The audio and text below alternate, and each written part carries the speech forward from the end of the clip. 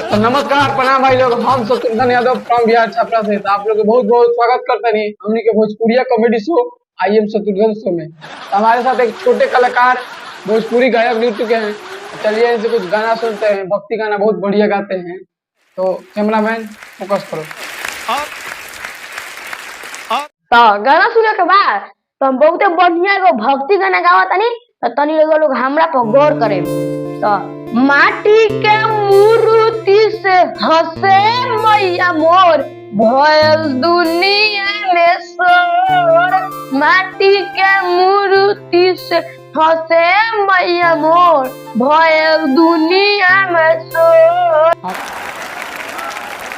Trailer में हाँ तो प्रणाम भैया लोग, एगो छोटा सा का एंटरटेनमेंट करे खातिर और खातिर वीडियो हम बनैनी है। आई वीडियो कैसा लगल कमेंट में बता दी और लाइक कर दें जरूर। और चैनल के सब्सक्राइब करी कि बहुत बढ़िया बढ़िया बेहतर कॉमेडी आवे वाला बा। तो चैनल के सब्सक्राइब करी और हम नेक्स्ट वीडियो में मिलते हैं, तब तक ले।